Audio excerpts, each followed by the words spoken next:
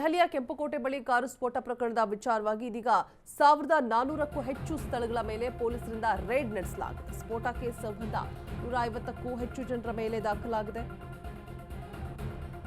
ವಿಚಾರಣೆ ಕೂಡ ನಡೆಸಲಾಗ್ತಾ ಇದೆ. ಉಗ್ರರಿಗೆ ನೆರವು ನೀಡ್ತಾ ಇದ್ದಂತಹ ಶಂಕೆಯ ಮೇಲೆ ಪರಿಶೀಲನೆಯನ್ನ ನಡೆಸಲಾಗ್ತಾ ಇರುವಂಥದ್ದು. ಕಾಶ್ಮೀರ ಪೊಲೀಸರು ಭದ್ರತಾ ಪಡೆಗಳ ಕಾರ್ಯಾಚರಣೆಯನ್ನ ನಡೆಸ್ತಾ ಇದ್ದಾರೆ. 1400ಕ್ಕೂ ಹೆಚ್ಚು ಸ್ಥಳಗಳ ಮೇಲೆ ಪೊಲೀಸರಿಂದ ರೇಡ್ ಮಾಡಲಾಗಿದೆ. ಸ್ಫೋಟಕ್ಕೆ ಸಂಬಂಧ 150ಕ್ಕೂ ಹೆಚ್ಚು ಜನರ ವಿಚಾರಣೆ ಕೂಡ ನಡೆಸಲಾಗ್ತಾ ಇರುವಂಥದ್ದು.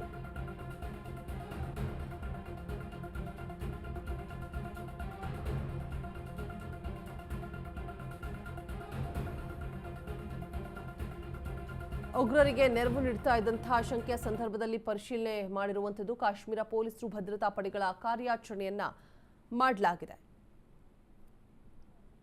ದೆಹಲಿಯ ಕೆಂಪುಕೋಟೆ ಬಳಿ ಕಾರು ಸ್ಫೋಟ ಪ್ರಕರಣದ ವಿಚಾರವಾಗಿ ಇದೀಗ 1400ಕ್ಕೂ ಹೆಚ್ಚು ಸ್ಥಳಗಳ ಮೇಲೆ ಪೊಲೀಸರಿಂದ ರೇಡ್ ನಡೆಸಲಾಗಿರುವಂಥದ್ದು.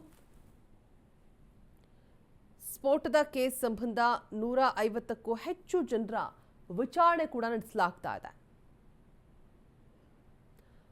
ಉಗ್ರರಿಗೆ ನೆರವು ನೀಡ್ತಾ ಇದ್ದಂತಹ ಶಂಕೆಯ ಮೇಲೆ ಪರಿಶೀಲನೆ ಕೂಡ ಮಾಡಿರುವಂಥದ್ದು. ಕಾಶ್ಮೀರ ಪೊಲೀಸರು ಭದ್ರತಾ ಪಡೆಗಳ ಕಾರ್ಯಾಚರಣೆಯನ್ನ ಮಾಡಲಾಗಿದೆ. ತನಿಖೆಯನ್ನ ಆರಂಭ ಮಾಡಿದಂತಹ ಸಂದರ್ಭದಲ್ಲಿ ಎನ್ಐಎ ಟೀಮ್, ಭದ್ರತಾ ತಂಡ ಒಂದಷ್ಟು ಮಾಹಿತಿಗಳನ್ನು ಕಲೆ ಹಾಕೋದ್ರಲ್ಲಿ ಮುಂದಾಗಿರುವಂಥದ್ದು.